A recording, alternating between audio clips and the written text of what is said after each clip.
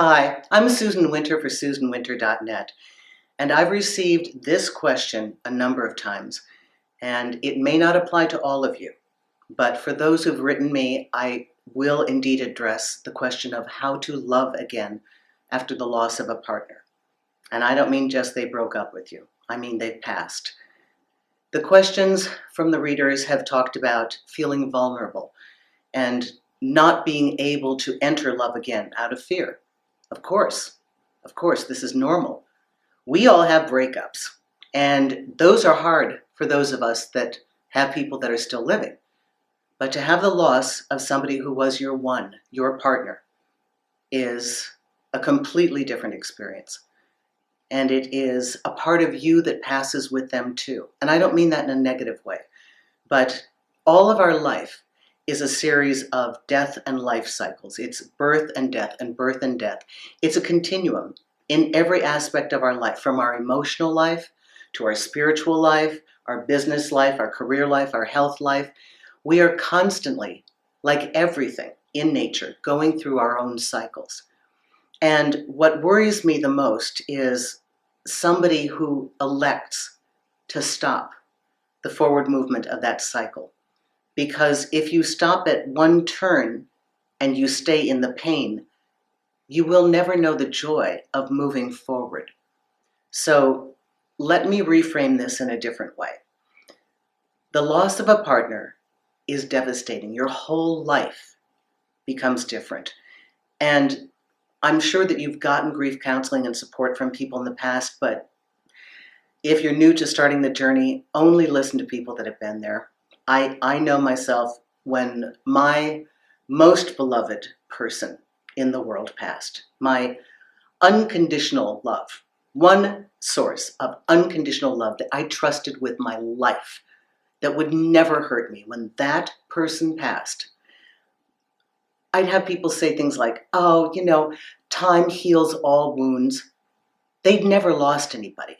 They still had grandparents that were living. How can you talk to me? So be with people that have experienced what you've experienced. 2, there's nothing wrong with being single. Single is a valid status if you're being single by choice. If you are content with your life and you don't feel a need to have any kind of companionship on that level, please don't let your friends and family and well-wishers urge you to get back on the beam and think that you're mentally unhealthy because you're not. Because if it's your choice, then you deserve to have your choice because it's coming from the right place. What I'm actually addressing is the desire and fear, the conflict of these two things butting up against each other, where you're not allowing yourself to experience the fullness of life. We don't know how many breaths we have here. Your mate didn't. We don't know when our time is up. I oftentimes think when I'm driving, if I turn left instead of right, or if I stop here, or I get waylaid, what about the people that just went to work on 9/11? Just went to work. So from that philosophical standpoint, if you stand back and look at the fear that you have of being hurt again, and measure it against the breadth of life, that this is all we've got, this one moment to experience all of it, the joy and the pain, the successes and the sorrows, I would ask you to ask yourself why you would deny enjoying every aspect of life. Now, clearly, you are not going to get the second version of your partner that has deceased.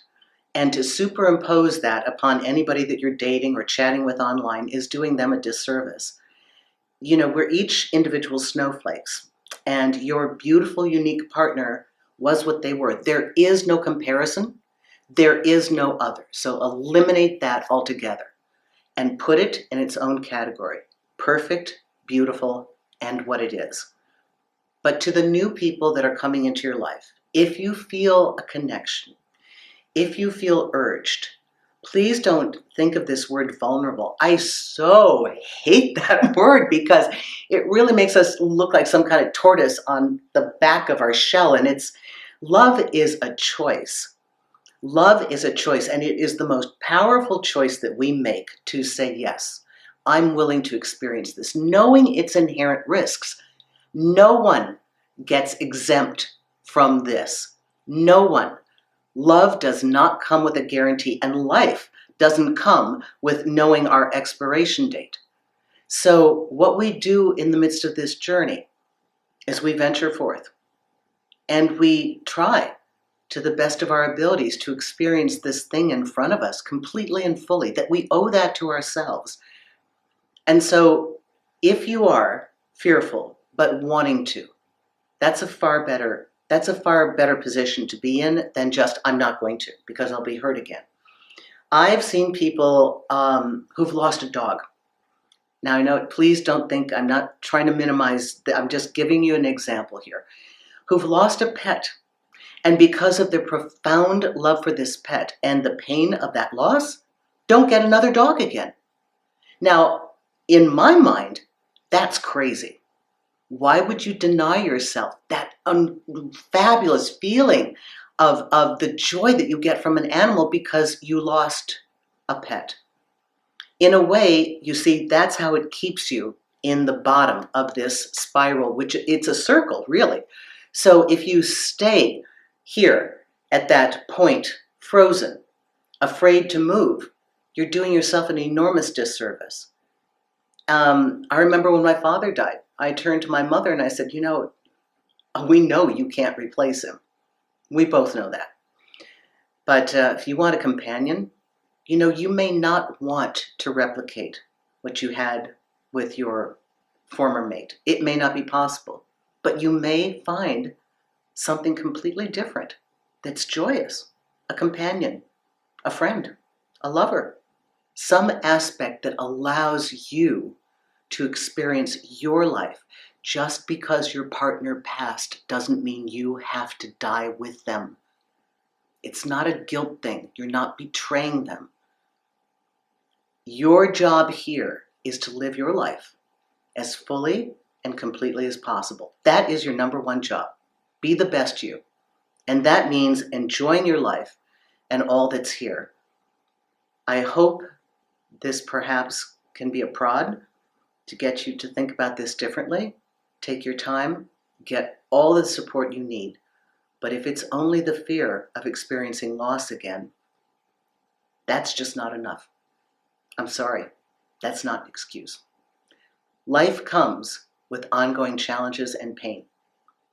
Nobody gets out of that. It's a part of the system.